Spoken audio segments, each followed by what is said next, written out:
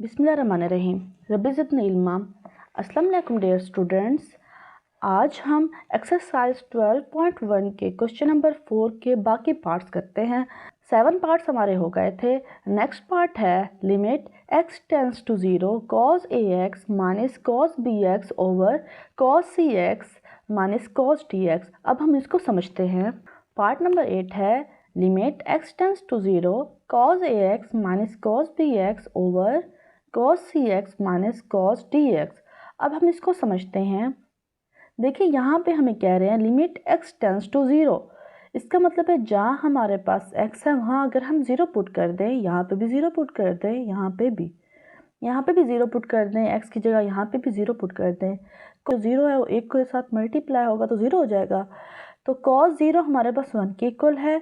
इस तरीके से अगर हमारे पास यहाँ पे 0 होता है, b के साथ मल्टीप्लाई होता है तो वो भी 0 हो जाए। तो cos 0 हमारे पास 1 के इक्वल है, तो 1 माइनस 1 मतलब ये 0 हो जाता है। इस तरीके से यहाँ पे भी अगर हम वैल्यू पुट कर देते हैं तो ये मतलब ये भी हमारे पास cos 0 1 हो जाता है, यहाँ पे भी cos 0 हमारे पास 1 हो जाता है। 1 1 आपस में कैंसिल हो जाता है तो 0, मतलब ये 0 0 फॉर्म है। इसका मतलब है हम डायरेक्ट लिमिट अप्लाई नहीं कर सकते, हम क्वेश्चन को सॉल्व करेंगे। तो सॉल्व कैसे करेंगे, हमें ये वाला फार्मूला याद होगा। अब ये वाला फार्मूला हम इसमें यूज़ करेंगे। cos p minus cos q equal है -2 sin p plus Q over 2 into sign P minus Q over 2। अब देखिए ये ट्रिग्नोमेट्री का फार्मूला है। अभी हमने पिछले क्वेश्चन में भी यही फार्मूला यूज़ किया था। अब यही फार्मूला हम दोबारा यूज़ करेंगे। अब देखिए जहाँ पे हमारे पास जो p है वहाँ पे हमने a एक्सपुट कर देना है और जहाँ q है वहाँ हमने b एक्सपुट कर देना है। अब इसी फार्मूले को देख लें तो यहाँ पे हम a एक्सपुट करेंगे, यहाँ पे bx ओवर 2, यहाँ पे भी हम a एक्सपुट करेंगे माइनस bx ओवर 2।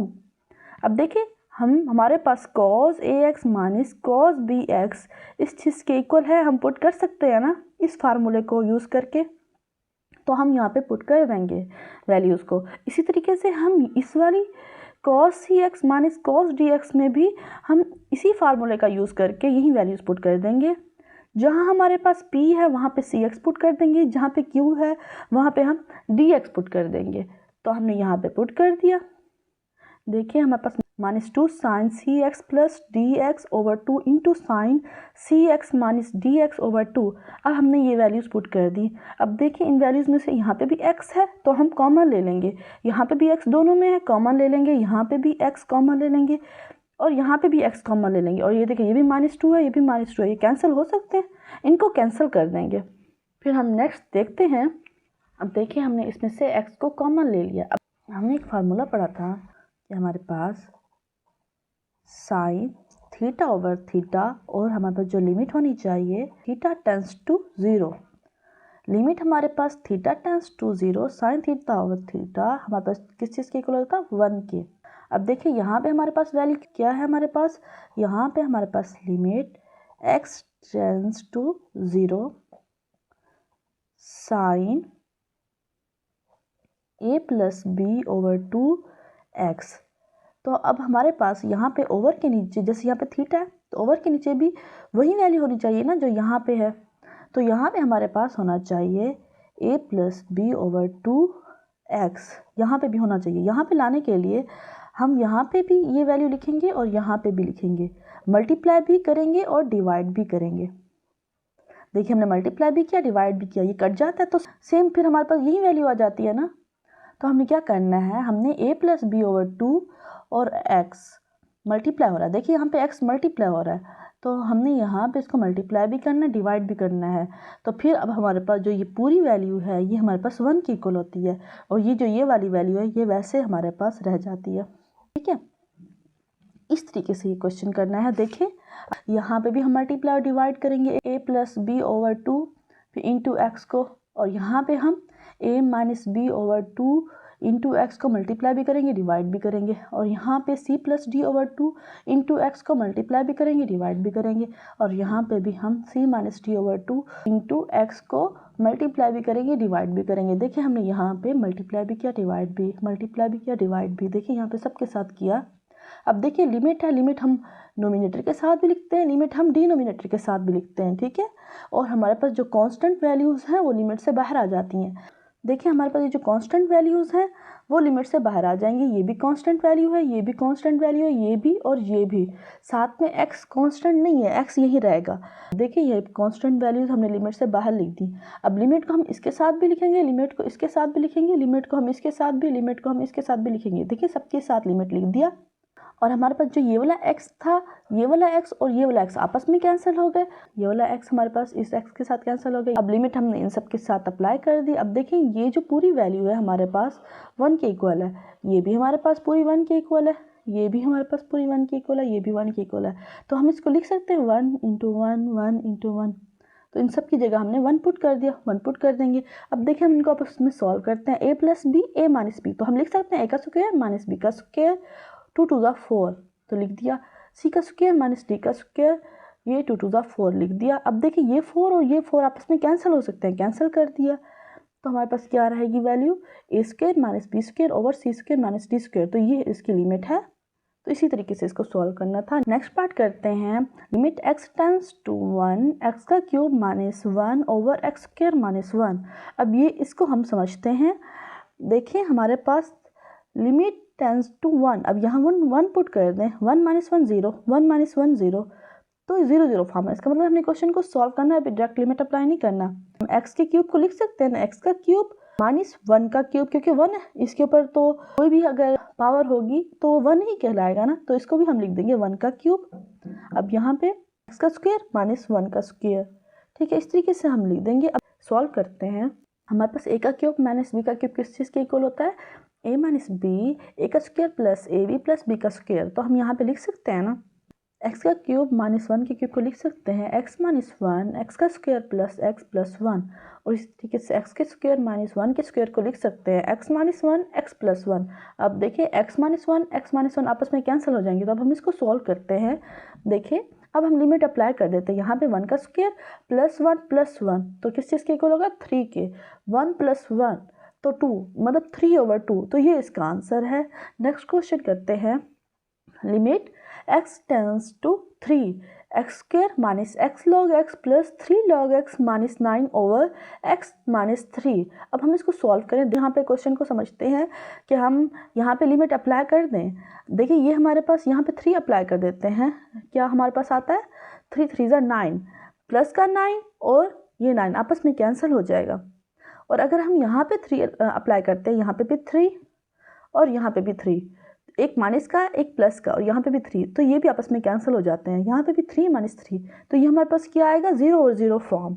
तो इसका मतलब हमने लिमिट को डायरेक्ट अप्लाई नहीं करना, हमने क्वेश्चन को सॉल्व करना है। क्वेश्चन को सॉल्व करने से पहले हम इसको ज़रा तरतीब दे देते हैं। एक्स स्क्वायर और माइनस 9 को हम इस साइड पे लिख देंगे। एक्स स्क्वायर माइनस 3 का स्क्वायर हमारे पास 9 के इक्वल है, तो हम इसको ऐसे लिख देंगे। अब देखें इन दोनों में log x है, माइनस log x को कॉमन ले लिया। जब हम माइनस को कॉमन लेते हैं तो अंदर वाले साइन चेंज हो जाते हैं। ये माइनस का है तो यहाँ पे प्लस का हो गया, ये प्लस का है तो यहाँ पे माइनस का हो गया, ठीक है। अब देखिए हम x स्क्वायर माइनस 3 के स्क्वायर को लिख सकते हैं ना, x प्लस 3 x माइनस 3, तो हम इसको ऐसे लिख देंगे। अब देखिए यहाँ पे भी हमारे पास x माइनस 3 है, यहाँ पे भी x माइनस 3। हम दोनों में से x माइनस 3 कॉमन ले लेंगे। हम यहाँ पे कॉमन लेते हैं, यहाँ पे क्या रह जाता है, x plus 3 minus log x। अब देखिए ये x माइनस 3 और ये x माइनस 3 आपस में कैंसिल हो जाएंगे, तो फिर हमारे पास क्या वैल्यू बचती है, x plus 3 minus log x। Limit x tends to 3। अब देखिए जहाँ जहाँ हमारे पास x है वहाँ पे हम 3 पुट कर देंगे। यहाँ पे भी 3 पुट कर देते हैं, यहाँ पे भी 3 पुट कर देते हैं। देखिए ये 3 और 3 हमारे पास सॉल्व हो जाता है, ये 6 हो जाएगा माइनस लॉग 3। अब देखिए 6 माइनस लॉग 3, तो यही इसका आंसर है। तो हम नेक्स्ट पार्ट करते हैं। अब हम इसको समझते हैं। Limit x tends to 0 x into 2 की x minus 1 minus cos x, इसको सॉल्व करते हैं। अब यहाँ पे x है तो हम जहाँ जहाँ x होगा वहाँ वहाँ 0 पुट कर देंगे। यहाँ पे भी 0 पुट कर देते हैं, यहाँ पे भी 0। अब देखिए 0 इसके साथ मल्टीप्लाई हो रहा है, तो मतलब ये सारी वैल्यू 0 हो जाएगी। और कॉज 0 हमारे पास 1 के इक्वल होता है, 1 माइनस 1, ये भी 0 0 0 फॉर्म है। ये हम डायरेक्ट लिमिट अप्लाई नहीं कर सकते, हम इसको सॉल्व करेंगे। देखिए हमने यहाँ पे x को खुद मल्टीप्लाई किया, खुद डिवाइड किया, और हमने जो 1 ओवर 1 माइनस कॉज x हमने इसको अलग लिख दिया। हम इसको अलग लिख सकते हैं ना, तो हम इसको इस तरीके से अलग लिख लेंगे। और हमें क्योंकि यहाँ पे x चाहिए तो हम क्या करेंगे, x को मल्टीप्लाई भी करेंगे, डिवाइड भी करेंगे। अब देखिए ये दोनों आपस में मल्टीप्लाई हो जाते हैं, तो ये हमारे पास x स्क्वायर हो जाएगा, 2 की power x minus 1 over x, ठीक है। अब देखिए ये 1 माइनस कॉज एक्स किस चीज़ के इक्वल है, हाफ एंगल आइडेंटिटीज। इसमें हमारे पास कॉज अल्फा इक्वल है 1 minus 2 sine square alpha over 2। अगर हमारे पास कॉज अल्फा इक्वल हो 1 minus 2 sine square alpha over 2, फिर हमारे पास कॉज एक्स इक्वल होगा 1 minus 2 sine square x over 2 के, क्योंकि हमें वैल्यू चाहिए 1 माइनस कॉज एक्स। तो अब हमारे पास 1 माइनस कॉज एक्स कैसे आएगा, इस कॉज एक्स को हम इस साइड पे ले जाएंगे। अब हमारे पास यहाँ 1 है, अब ये कॉज एक्स है, ये दूसरी साइड जाएगा तो माइनस कॉज एक्स हो जाएगी, और ये वैल्यू जब दूसरी साइड पे जाएगी तो हमारे पास 2 साइन स्क्वायर एक्स ओवर 2, तो ये वैल्यू बन जाएगी, क्योंकि ये माइनस का तो प्लस का हो जाएगा। तो 1 माइनस कॉज एक्स की जगह हम लिख सकते हैं 2 साइन स्क्वायर एक्स ओवर 2, तो हम इस पूरी वैल्यू की जगह लिख देंगे 2 साइन स्क्वायर एक्स ओवर 2।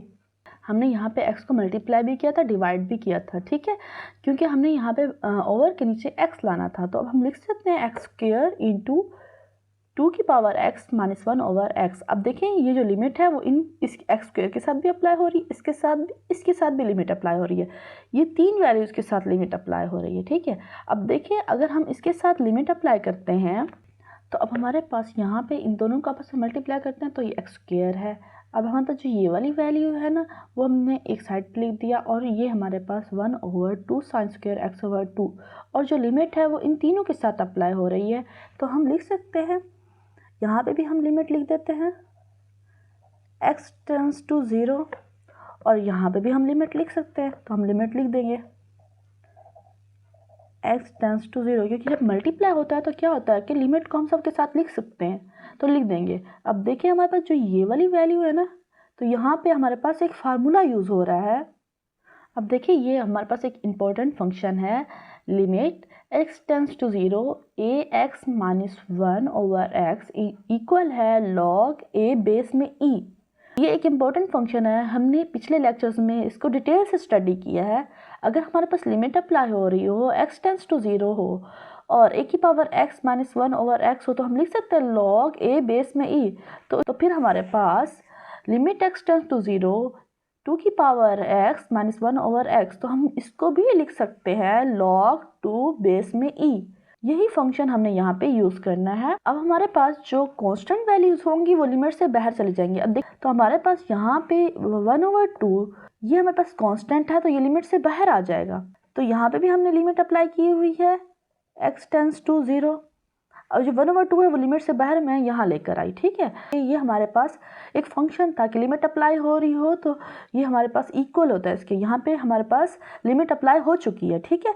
तो ये भी हमारे पास एक कांस्टेंट बन गया है, और यहाँ पे जो 2 था वो भी हमारे पास एक कांस्टेंट है, तो दोनों को हम लिमिट से बाहर लिख देंगे। देखिए 1 ओवर 2 log 2 बेस में e, तो ये हमारे पास कांस्टेंट है, ये लिमिट से बाहर आ गए, ठीक है। तो लिमिट अब हमारे पास क्या रह गई, limit x tends to 0 x square, और हमने इसको कैसे सॉल्व किया।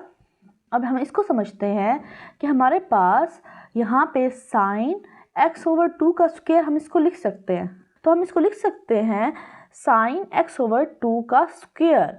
अब देखिए यहाँ पे हमने क्योंकि लिमिट भी अप्लाई हो रही है तो फिर हम क्या करेंगे, यहाँ पे x ओवर 2 है तो बटे के नीचे भी हमें x ओवर 2 चाहिए, तो हम मल्टीप्लाई भी करेंगे डिवाइड भी करेंगे।